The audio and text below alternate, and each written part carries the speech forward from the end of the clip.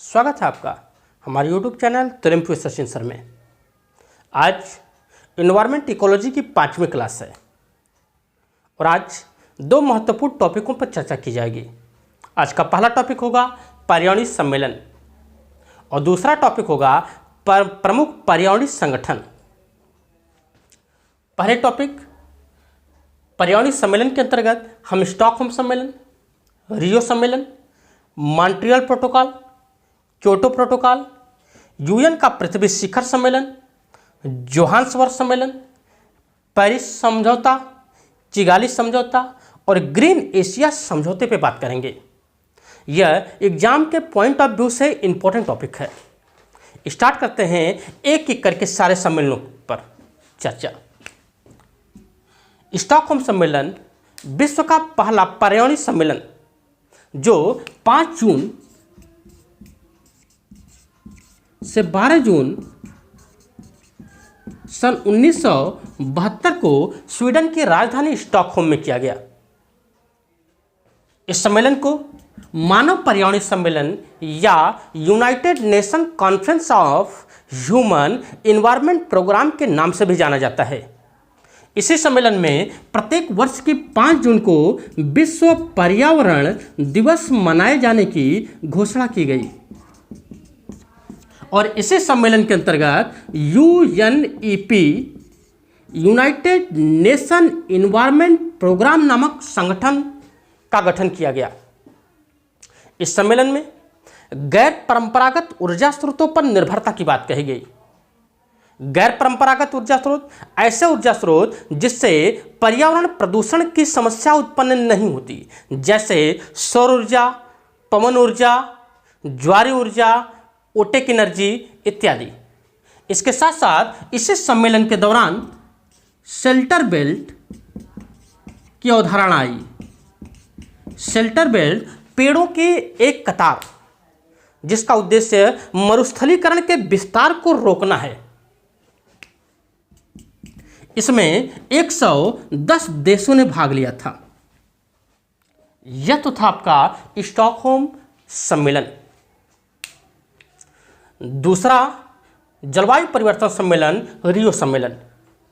रियो सम्मेलन सन 1992 में ब्राजील के एक प्रमुख शहर रियो डी जेनेरियो में किया गया। इस सम्मेलन को पृथ्वी सम्मेलन या रियो +20 के नाम से भी जाना जाता है।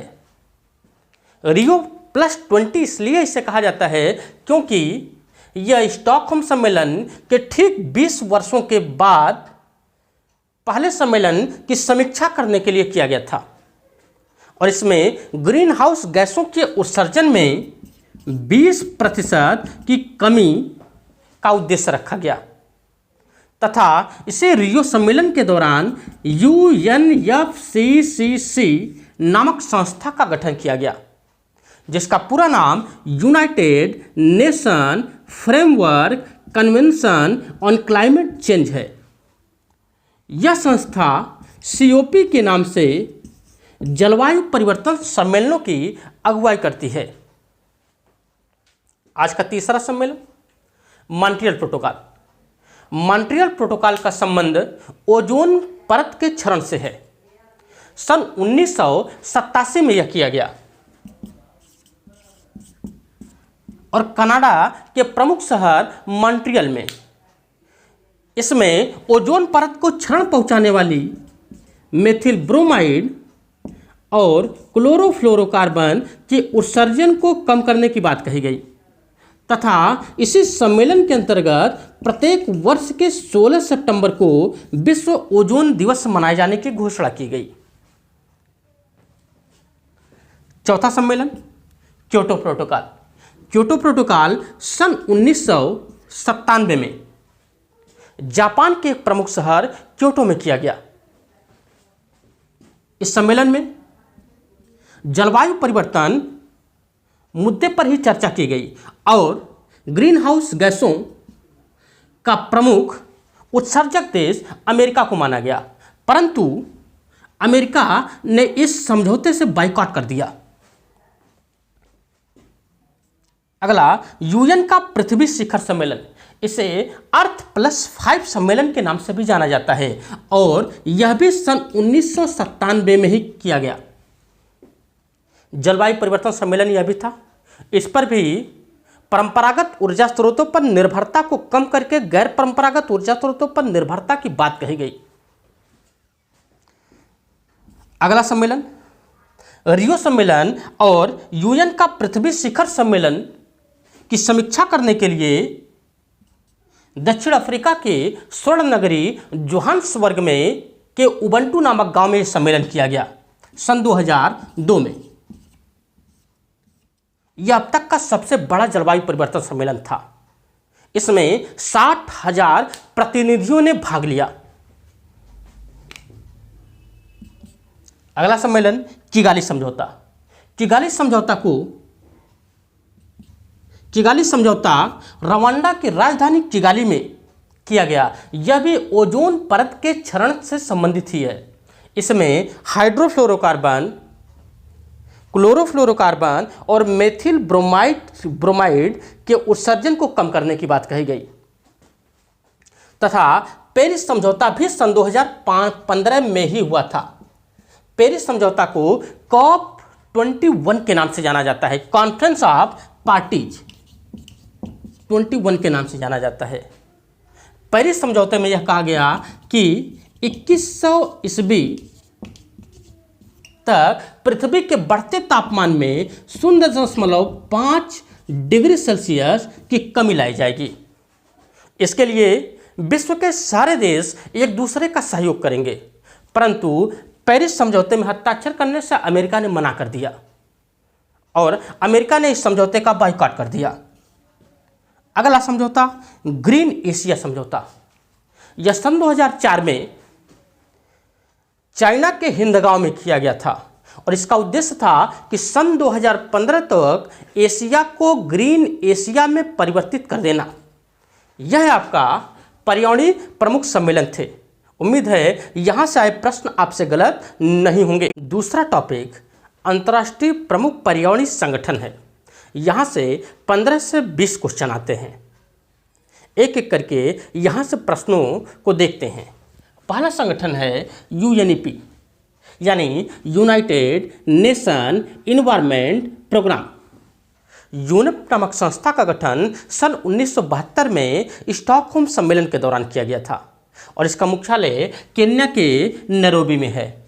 यह पर्यावरण प्रतिरक्षा के लिए ग्लोबल 500 नाम का पुरस्कार भी जारी करता है तथा इसका प्रमुख उद्देश्य अंतर्राष्ट्रीय स्तर पर पर्यावरण के प्रति लोगों में जागरूकता लाना है। दूसरा संगठन UNDP यानी यूनाइटेड नेशन डेवलपमेंट प्रोग्राम है, जिसका गठन 1965 में हुआ और जिसका मुख्यालय न्यूयॉर्क में है। इसका प्रमुख उद्देश्य HDI जारी करना है। HDI ह्यूमन डेवलपमेंट इंडेक्स जारी करना है, मानव विकास सूचकांक। इसके साथ साथ महिला सशक्तिकरण, गरीबी उन्मूलन, महामारी नियंत्रण के साथ वैश्विक विकास करना है। तीसरा संगठन IUCN का पूरा नाम international union of conservation of nature है, जिसका गठन सन 1948 में हुआ, जिसका मुख्यालय स्विट्जरलैंड के ग्लैंड में है। यह संकटापन्न जीवों के लिए रेड डाटा बुक यानी गुलाबी पन्नों की किताब होती है उसे जारी करता है, जिससे उन्हें उनकी संरक्षण की व्यवस्था की जाए। अगला संगठन है IPCC यानी intergovernmental panel on climate change, जिसका गठन सन 1988 में हुआ और इसका मुख्यालय जिनेवा में है। यह जलवायु परिवर्तन के प्रति लोगों में जागरूकता लाने का काम करता है। अगला संगठन WMO वर्ल्ड मेट्रोलॉजिकल ऑर्गेनाइजेशन। इसका गठन सन 1950 में हुआ और इसका मुख्यालय जिनेवा में है। यह वैश्विक स्तर पर मौसम का पूर्वानुमान करता है। अगला संगठन FAO यानी food and agricultural organisation of United Nation है, जिसका गठन 1945 में हुआ। मुख्यालय इसका रोम में है और इसका प्रमुख उद्देश्य अंतर्राष्ट्रीय स्तर पर भुखमरी जैसी समस्याओं का निदान करना है। अगला संगठन UNFCCC, यानी इसका पूरा नाम United nation framework convention on climate change है, जिसका गठन रियो सम्मेलन के दौरान सन 1992 में किया गया था और यह COP यानी कॉन्फ्रेंस ऑफ पार्टीज के नाम से जलवायु परिवर्तन सम्मेलनों की अगुवाई करता है। अगला साइट्स, यह एक अंतर्राष्ट्रीय समझौता है। यह संगठन नहीं, एक समझौता है जो सन 1973 में वाशिंगटन DC में किया गया और सन 1975 से इसे लागू किया गया है। इसका पूरा नाम convention and international trade in endangered species flora and fauna है। यह साइट्स नाम का जो समझौता है, इस समझौते के अंतर्गत अंतर्राष्ट्रीय स्तर पर जीवों के तस्करी को रोकने का प्रयास किया जाएगा। यह थे आपके प्रमुख अंतर्राष्ट्रीय पर्यावरणीय संगठन। उम्मीद है आज की क्लास से आपके प्रश्न गलत नहीं होंगे। तो ज़्यादा से ज़्यादा लाइक करें, शेयर करें और सब्सक्राइब करें।